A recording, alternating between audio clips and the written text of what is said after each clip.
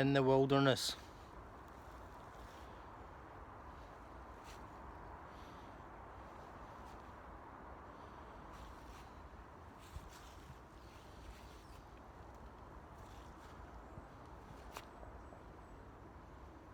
So Jesus goes into the wilderness to be tempted by the devil.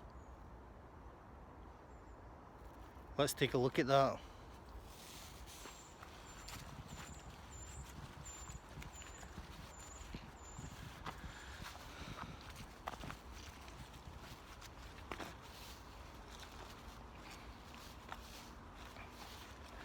So I'm going to work in reverse a little bit and look at the last part, which is quite straightforward because we can see the devil's motives and it's clear as to what his strategy is. The devil says to him, look at all these kingdoms and their glory. I will give it to you if you will worship me.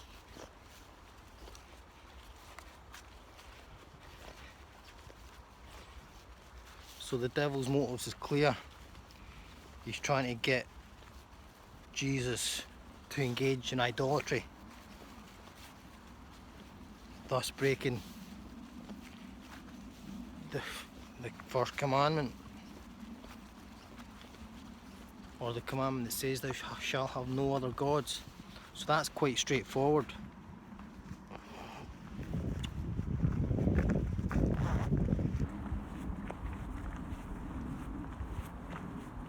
Let's look at the second instance then.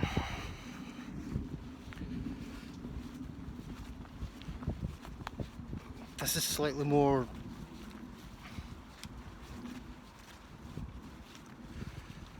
slightly more difficult to understand what the strategy of the devil is here, because the devil is actually using the word of God, and that's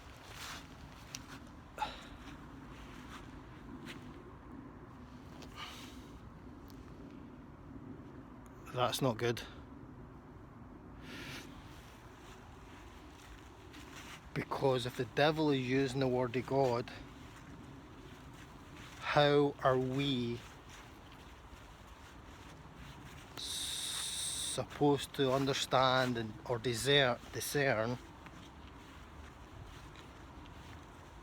what it is we're supposed to do, or what it is that is motivating a situation? Is it from God?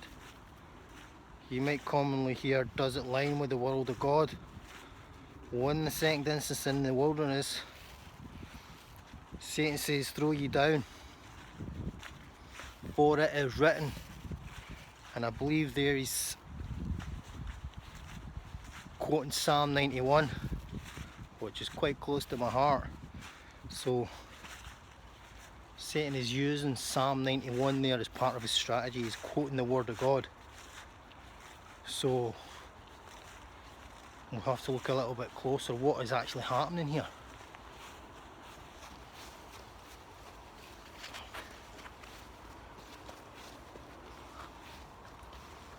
It's a good spot.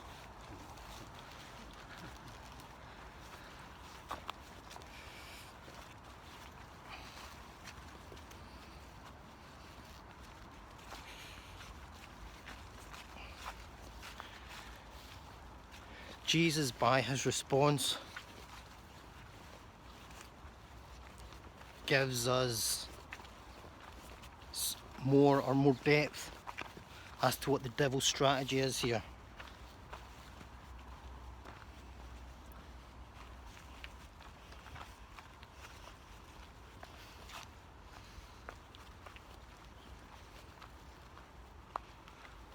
For when the devil uses the word of God to justify an action, Jesus responds with the word of God.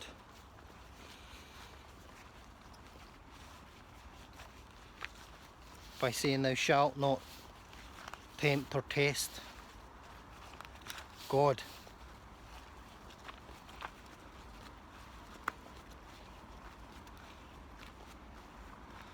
So it appears that Jesus has some kind of knowledge or understanding of what the devil's strategy is. The devil is trying to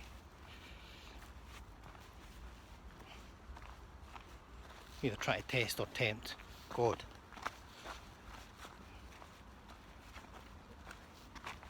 That's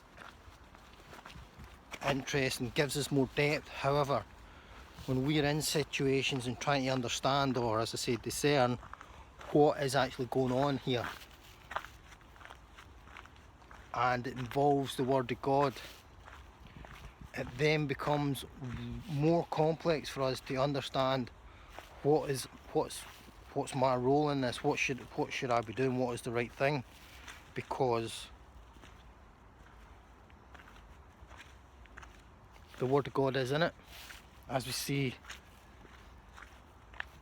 in the second temptation in the wilderness. The Word of God is in the temptation. So whereas before we may have been able to get some kind of barometer or reading as to what was happening because it may not have lined up with the Word of God, here we see that the Word of God is being used. So we need to look deeper. We need to examine what is the motivations, what are these actions, what is the strategy, what is the intent here.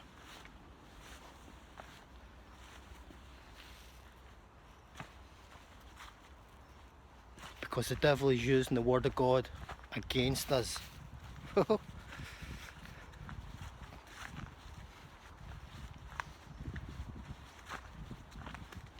This means we need to wakey wakey, we need to be alert.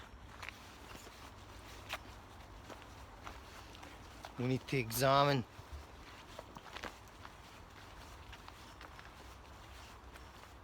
the situation, we need to look at it. What is motivation, what is the intent, what's really going on here, because the Word of God is in it. But where is it really coming from?